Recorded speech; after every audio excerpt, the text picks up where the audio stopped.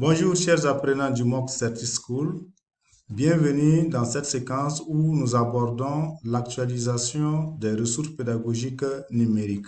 Il faut noter que la qualité des ressources pédagogiques d'une manière générale est déterminante pour la réussite de la mise en œuvre des activités d'enseignement et d'apprentissage, car de leur validité didactique et pédagogique dépend fortement la qualité des contenus que nous enseignons. L'un des défis que nous rencontrons en tant qu'enseignants est leur actualisation au regard de la vitesse d'évolution du numérique et de la production des savoirs scientifiques. L'actualisation doit tenir compte de deux aspects.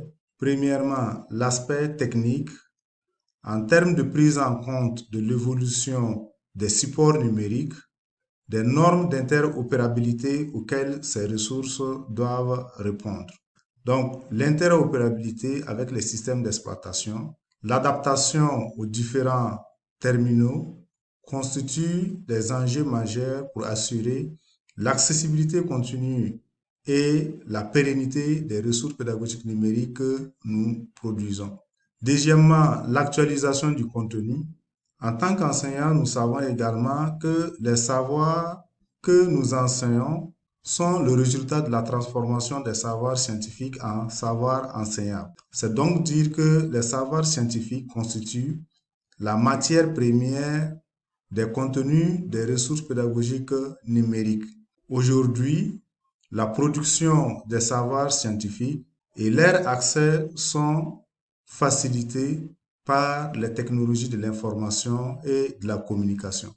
Une des préoccupations est comment assurer la validité scientifique des contenus des ressources pédagogiques numériques en prenant en compte les nouvelles connaissances régulièrement produites et partagées.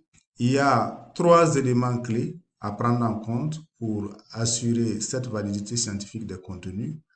Premièrement, faire la veille scientifique et informationnelle pour être au diapason des nouvelles connaissances qui sont produites dans les disciplines ou nos disciplines que nous enseignons.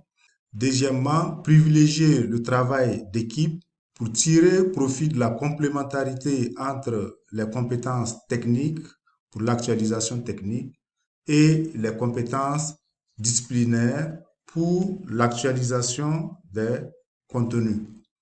Et enfin, se référer aux normes institutionnelles qui encadrent les programmes scolaires. C'est ce qui détermine ce qu'il faut mettre en termes de contenu.